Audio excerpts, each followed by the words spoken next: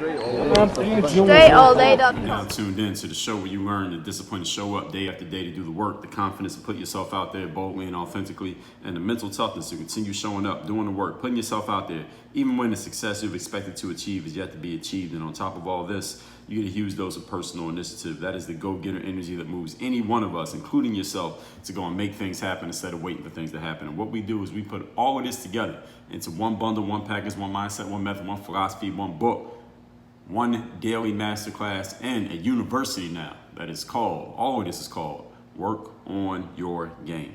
My name is Dre Baldwin, also known as Dre All Day, and welcome to the show. And today's topic is why you should be happy. Yes, you heard me correctly. Why you should be happy that privilege exists. Any kind of privilege, whatever you consider to be privilege, you should be happy that it exists in life. I'm going to explain to you why privilege actually helps us, all of us, no matter what color you are, no matter what gender you are, no matter where you're from, no matter what your socio-economic status. Privilege helps everybody. Now, I've talked about privilege in a few episodes, specifically over the last several months, since this has become a topic around the world, and the civil conversations that have been happening out here. Some of them not civil conversations, but it's conversations about what's going on in the world. Masterclass number 1533. How to combat white privilege strategically if you are black in America. I talked about the privilege and responsibility back in episode number 1071 and in episode number 101, way back in 2016. The positive thinking is a job. It is not a privilege. It's not something that you just get to do. It's something you have to choose to do. All that being said, people have decided recently, amongst the civil unrest and the conversations about race, about politics, and everything going on in America, since the spring of 2020, and again, it's felt like we lived multiple years in 1 year this year. People have decided, some people, not everybody, to wage war against privilege. Now, we got some white people waging war against this privilege. You got black people waging war against this privilege. I just recently, back in masterclass number 1630, just about 10 days ago, told you how white social justice warriors are actually sending black people backwards. So if you didn't hear that episode, again, that's episode number 1630. Please go listen to that so you understand where I stand on that specific topic. So there has been some white people. I was just listening to an episode of the James Altucher show, and I just told you a couple days ago, he was one of the shows that I listened to, gave him credit for being a great interviewer. He had interviewed Chelsea Handler, and Chelsea Handler is a comedian, white woman comedian, used to date 50 Cent, believe it or not, way back, way before social media was social media. I knew about that, but she put out this documentary on Netflix. I don't remember what the title was, but it was about white privilege, the whole docuseries or the documentary. I don't know if it was one show or multiple, but it was all about combating white privilege. Now, Chelsea is as white gets, a woman, successful, well-known comedian, and I'm listening to this interview. Now, this interview was probably from maybe a year ago, maybe 2 years ago. I don't remember how far back the interview actually happened. It was a year or two ago, but the topic, what she was talking about, is 1,000% relevant today, because what she was explaining, Chelsea that is, was her background and where she comes from, and how she realized that she had a ton of privilege, and how, because she is, financially successful and taken care of at this point in her life, it doesn't really matter who wins an election, because she's going to be good either way. But she realized that she has a lot of privileges that a lot of black people don't have, and a lot of white people need to recognize their white privilege, and they need to do something to help other people who don't have the same privileges as them. And she was really on her high horse about this, and she was on an even higher horse. She kept mentioning Donald Trump and finding reason to trash Trump, even though James Altucher didn't ask her a single question about Trump. She kept bringing him up and saying the things that she was saying. And she's a comedian. She's funny. I actually like Chelsea's comedy. She is funny, but it was really interesting to me how she was just harping so hard on this whole concept of how privileged she is and how she needs to do something to pull down her own privilege, and the fact that she couldn't stop finding a way to take digs at Donald Trump. But anyway, you can go listen to that interview yourself, wherever you can find it, or go watch her series or documentary on Netflix. I haven't seen it yet, but I do plan on taking a look at it, see what she's talking about. But it's been out for a while now, so it'll be easy to find. Either way, this whole concept of what we're talking about here, when people talk about privilege, any kind of privilege, all right, this could be sexual privilege, it could be pretty person privilege, it could be tall privilege, racial privilege, whatever, anything you consider to be a privilege. A lot of people are waging war against it, like I talked about it, meaning since a lot of people are waging war against privilege these days, that means either it is a new discovery that people didn't know about before, or maybe people have always known about it and they just decided to become fed up with it at this point. Either way is fine. If that's how you feel, it's how you feel. But it's also a foolish pursuit. That's the argument that I'm going to make today. Why it is foolish to want to combat whatever you consider to be privilege. And I'm going to explain the perspective from which I'm coming so you understand it as I get into my points here. And listen, the reason I have my own show is so I can give full context to any point that I'm making. It's not a 280 character tweet or an Instagram post where they limit you there too as well, believe it or not. Here I can give full context to exactly what I mean, exactly how I'm saying it. And no, don't take anything I say on the show out of context. Anything I say, post the whole fucking episode. All right, so today I'm going to tell you why you should not only embrace the existence of privilege, you should hope that there's even more of it in the future. Whether it's for you or someone else, just privilege, period. You should be happy that it's here, and you should hope that more of it exists in the future. And I'm going to explain to you why I'm saying what I'm saying. Because right now you're like, what the hell are you talking about, Dre? Let's get to it. Point number one. Topic, once again, is why you should be happy that privilege exists. Number one reason why you should be happy about privilege is that we are not all equal. We are not all equal. Yes, I know it says in some religious texts that all men are created equal, or maybe some famous speaker said that back in the day. I don't know where that phrase came from, but whoever said it is true. All men are created equal. And when I say men, I'm talking about humans, not males. The thing is, we don't remain equal. We do not stay equal, even though we're created equal. Why?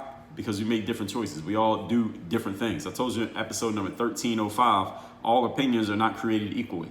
I told you in episode number 730, equality is a myth.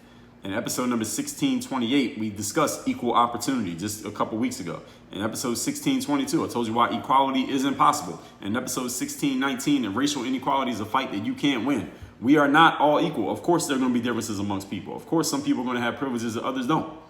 A higher being created all of us equal, but we do not stay equal. Why? Because we all make different choices. We all make different decisions. We all have different influences that shape us. We all are in different environments. We all take different actions, and we have different mentalities. So, of course, there are going to be a lot of differences in the results of our lives. Doesn't that just make sense? Each of these is unique in each one of us. Our choices, decisions, influences, environments, actions, and mindset. Don't each one of us have a unique blend of all of these? Nobody's exactly the same in every single one of those categories. So how is everybody going to be equal when we all think differently?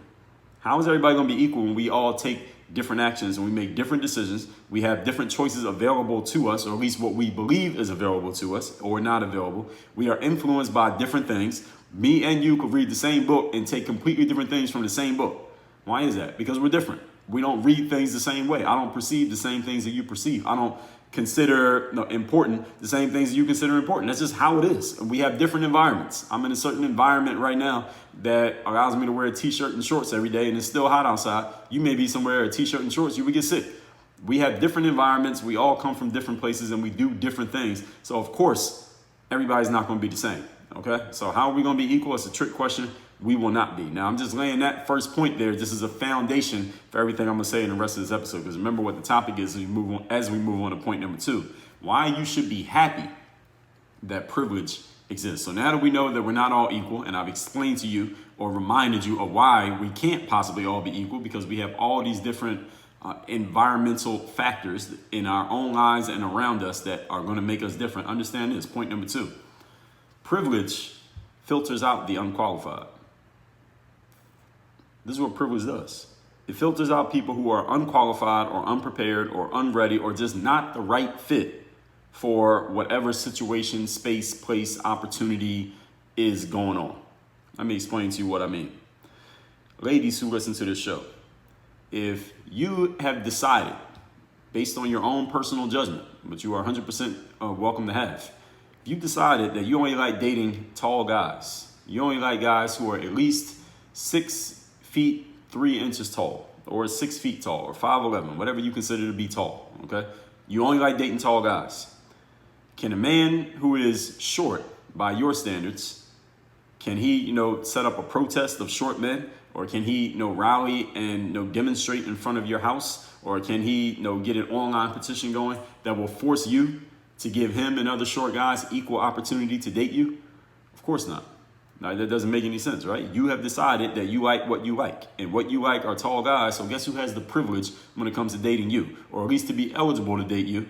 They got to be tall. All right, that is height privilege. At least when it comes to dating X, whatever your name is. When it comes to dating Lisa, do you like tall guys? Anybody who's not tall need not qualify, need not apply for this job. Why? Because I'm not looking for you. You do not fit what I'm looking for. That is privilege. If you Google, or if Google, for example, not if you Google, but Google the company. Google says they like to hire people who can code and are computer savvy. I mean, if you're trying to get a job at Google, unless you're trying to be, I don't know, like a maintenance man or something, a custodian, you probably know something about the internet, and I don't know about the coding part, but at least you know something about the internet. Maybe they'll train you on the rest. Should Google hire somebody who doesn't know how to even download an app on their phone or couldn't understand how to take a selfie? Of course not. Why wouldn't it? Why would they do that? Why? Because Google says, all right, there are certain standards that need to be met if you want to apply to work here. If you even want to be eligible of working here, certain things you got to be able to do. You got to understand how to do a Google search. You got to have some idea what kind of company we are and what we're about and what it is that we do. If you don't have those basic things in place, you're probably not going to get a job here. So therefore, you shouldn't even apply. Any of you ever applied for a job or been on a job search? When you go on a job search and you see a job posting, what do you usually see at the job posting? You see the name of the job. That's what gets you to open it and take a look at it. Then it gives you maybe a brief overview of what the company is and what it's about. Maybe you've heard of them, maybe you haven't. Maybe it's a certain department in the company that you have heard of, but you want to hear or read what is this job specifically about? What department is this in? Then they tell you, this is the job. Here are the kind of things that you would be doing. Here are the kind of results that we would expect from you. Here are the kind of deliverables you would be expected to bring to the table. And then usually what you see near the end of the job posting is what? Any of you who's been on the job hunt or any of you who has posted a job listing, what do you put near the end of the job listing? You put the requirements. You say, okay, you need to have a minimum 4-year bachelor's degree from a college, or you need to have at least 3 years of experience doing certain things in order to apply for the job, or you need to be proficient at using Microsoft Word and Google Docs, or you need to be really good at doing live video calls because that's what the majority of the job is, or you need to have some sales experience because you're going to be selling all the time, or you need to have a car because this is an outside sales job and you're going to be driving from business to business trying to sell our products or going door to door and knocking on people's doors. There are certain requirements that you're going to see in every job listing. Any of you who has ever applied for a job or have posted a job seeking candidates to apply for a job to work for you, you put this in there. You put the minimum requirements for anyone to apply. Why do you do this? You do this to filter out anyone who does not qualify. And why do you do that? Because it saves you time, energy, and attention of having to look through a bunch of people who don't qualify for the job. And you can say, look, you must have at least a 4-year degree. So then you can just go down a list of all the people who applied. 200 people applied for the job. All right, you could maybe have your assistant or some staff member go through these. Anyone who doesn't have at least a 4-year degree noted on their resume, throw it out. All right, so now we're only down to 85 candidates. All right, anyone who doesn't say that they're proficient with Microsoft Word, throw them out. Now we're down to 60 people. Anyone who doesn't have a car to do the outside sales job, throw them out. Now we're down to 25 people. Now we can go through each of these 25 and see who we want to interview. What it does is saves you time and it filters out anyone who is unqualified for what you are looking for. And believe it or not, ladies and gentlemen, not every situation in life needs to open itself up to your candidacy. Everybody does not have to let you have a shot. Everybody does not have to give you an opportunity. This is something that I explain to athletes all the time. When it comes to playing professional sports, team sports specifically, in order for you to get on a team sport, someone has to approve of you. Somebody has to want you. Someone has to decide that you are worthy of being on their roster. This could be at the high school level, college level, AAU, professional level. Somebody has decided you deserve to be on the team. All right, being a professional athlete in a team sport, or athlete at any level in a team sport, is not just a matter of you feel like you are qualified, or you feel like you're good enough, or you work really hard, or you really believe you can make it, or you really want it, or you feel like you really deserve it. These are the kind of things I hear from athletes and their parents every day. None of that shit matters in team sports. Most of the athletes I hear from are referring to basketball. Nobody cares that you work hard. Nobody cares that you feel you're qualified. Nobody cares that you really want to make it. So I don't give a damn what you feel. If I'm the coach of a basketball team and I got a roster with 11 people on it and there's 5 players trying to get that last spot, what if all 5 of those players have a parent who comes to me and says, my son works really hard every day. He really wants to make the team. He really believes in himself. I feel he deserves it. What am I supposed to do? And I'm limited to only putting one more player on the roster. What would you do? All you people out there who believe in equal opportunity, what do you do in that situation? I mean, equal opportunity means equal opportunity. You can't pick and choose, right? What would you do? I'll tell you what I would do. I would let all those parents know. I'd bring them all into the room at the same time together. And I say, hey, listen up, parents. Let me tell y'all what the deal is. I got one roster spot here. And my team is I built my team based on winning basketball games. So you know who's going to make this last roster spot? The best player. And who the best player is not based on what you say or what they say or how hard you claim they work. Is going to be based on how they perform in this tryout over the next 48 hours. And whoever performs the best based on my perspective, that's who's going to make the team, and that's going to be final. And it ain't going to be no appealing process. There's going to be no appellate process to this. All right, there's no appeal to my decision. This ain't no goddamn democracy. That's how it's working. Anybody got a question? All right, great. Now, all you parents get the hell off the court so we can put the players on the court and they can decide based on their performance who's going to make this team. That's the way it works in life, ladies and gentlemen. Google does this. Women do this when they're choosing who they want to date. Men do this maybe when they're choosing who they want to date. Basketball coaches do this when they're picking the players that they want on the team. You do not deserve an opportunity just because you showed up or because of anything that you say about yourself or even because of what you did. You don't just deserve an opportunity just because. You may be qualified. You may fit all the qualifications of the job that some company posted on their job listing, but guess what? There are 13 other people who also fit all the qualifications, and there's only 2 job slots. There are going to be 11 disappointed people out that motherfucker. That's how it goes. It's a waste of time for you and the other person if you don't fit the bare minimum qualifications for what whoever or whatever may be looking for. And every one of us, including you, gets to choose what are the minimum requirements for what I'm looking for in this situation, in my life, in my business, in my career. If you are not taking advantage of this, then you're just not taking advantage of opportunities available to you. Maybe you're in a situation where you can't really make demands because you have not become an in-demand individual. But guess what? We got a masterclass coming on that exact subject very soon. And when I say very soon, y'all know what I mean. So if you're not in a position where you can kind of choose what you want, well, first of all, you're already in a position where you can choose what you want. Maybe you have not taken advantage of it yet. But we're going to get to that. We're going to talk about that. I mean, on this show every day, I tell you how to work on your game to make yourself a more important individual, to make yourself a type of person that somebody wants to be around. You want to be an in-demand individual. Here's what I suggest you do as soon as this episode is over. Go and listen to episode 937. Guess what the title of that episode is? Can you guess the title of episode 937? It is How to Make Yourself an In-Demand Person. You see, a person who's in demand, they can make demands. And making demands doesn't mean walking up to somebody and pointing a finger in their face and telling them what to do. It means you can choose what you want and what you don't want. That's what being in demand means.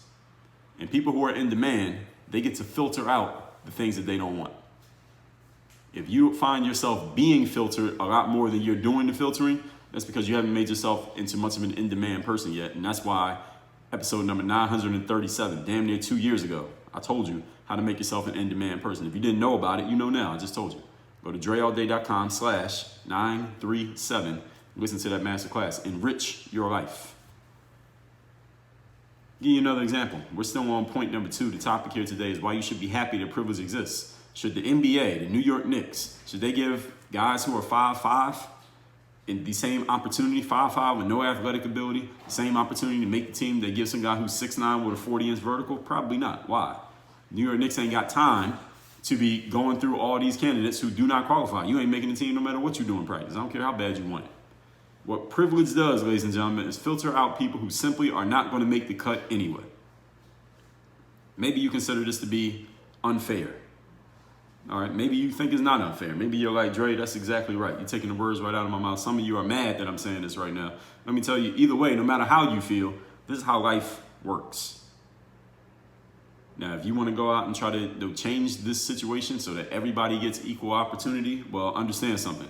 The equal opportunity that you create for quote unquote everybody that's going to affect you too. So some of the privileges that you have based on your situation in life will disappear the same way you want other people's privileges to disappear. So be careful what you ask for. Your hustle, ladies and gentlemen, is not to complain when privilege works against you or to complain that some people have privilege and others don't. Your hustle is to go where you do have privilege, take advantage of it, build up your resources, then you can do things for other people. That's the hustle.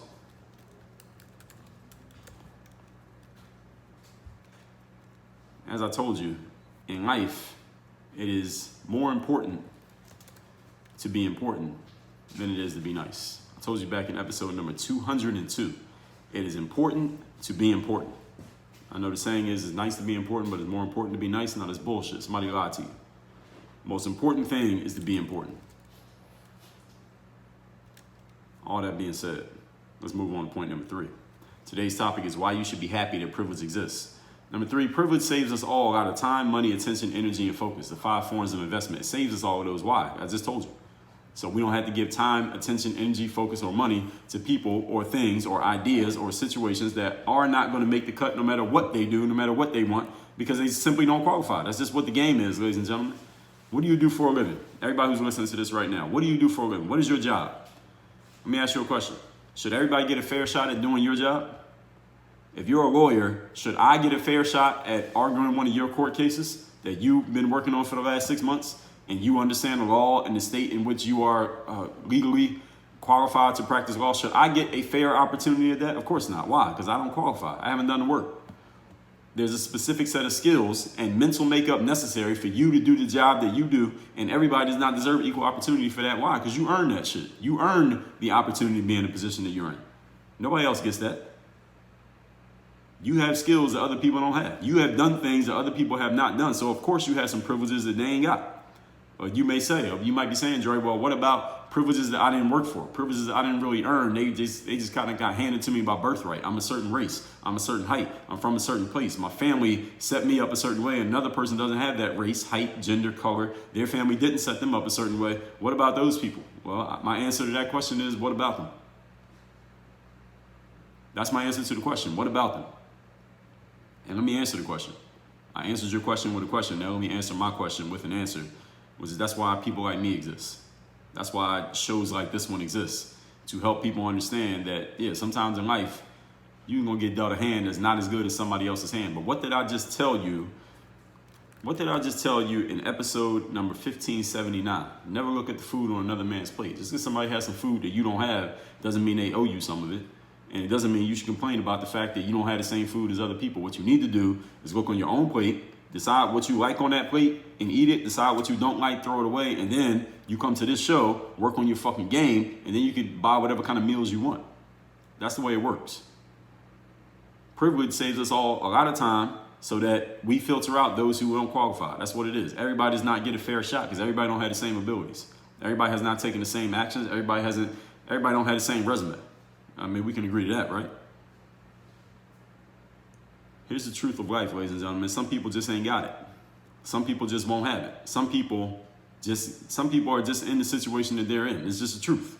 That's what it is. I'm not saying you can't do anything about it, but this is the truth that, first of all, we got to understand the baseline before we can move on to the next level. See, some of y'all trying to build the penthouse floor of your building and you haven't even laid the concrete for the foundation yet. No wonder the building keeps falling over. See, you lose in life because you keep playing the wrong game. And you're playing the wrong game, then you're playing it the wrong way, and then you're like, well, it's not working, Dre. I don't know what the problem is. I'm telling you what the problem is. That's why this show comes out every day. Point number 4. The topic here today is why you should be happy that privilege exists. Understand something. Let me give you the call to action here of everything that we talked about. There is an area of life in which you have privilege. There is an area of life in which the privilege is yours, meaning you have opportunities, you have leverage, you will get chances that other people will not get. There's a certain area of life where you have the advantage over mostly everybody else, right? If you don't know about it, that's okay. It does exist. You should come join Work on Your Game University so we can help you figure that out. If you are complaining about privilege, usually people who complain about privilege are complaining that they don't have enough privilege, right? And they're complaining that somebody else has some and they don't. Usually I don't hear anybody complaining about the fact that they have too much privilege, except Chelsea Handler, all right? Everybody else is complaining about not having enough, right? So if you're complaining about privilege, it's because you are paying attention to some area of life or some aspect of that area in which you don't have privilege. So instead of protesting and complaining and bitching and hashtagging about it, how about you do some investigating? And here's what you investigate. Instead of making a racket about how things are not working for you in a certain area, your investigation should ask, and you should answer, where things are working for you, where things will work for you. Where do you have privilege? Where do you have opportunity? Where do you have abilities that other people don't have? I guarantee you there is somewhere, because everybody on this planet has a talent, at least one talent. Most people have more than one talent, but we'll just stick to one for now. Everybody has some talent, some ability, some natural skill that other people just ain't got. And when you utilize that, when you press that advantage, you have privilege over everybody else who doesn't have that talent. The challenge for many people out there, and many of you who are listening to me right now, you are focused on an area of life in which you do not have the privilege, you do not have the talent, you do not have the natural ability, things are not working for you, therefore you're complaining about it, and you're not wrong that you're not getting the same privileges. The problem is you are playing the wrong fucking game. No wonder you keep losing. I told you in masterclass number 1512 how to develop your talent stack. All right, there is a way for you to do it. I told you in episode number 1442, does talent matter for success? Yes, talent matters for success. So if you are not succeeding, maybe it's possible. There could be other reasons, but maybe it's because you're trying something in which you have no talent. No wonder you keep failing. I told you in episode, masterclass number 1252, stop ignoring your talents.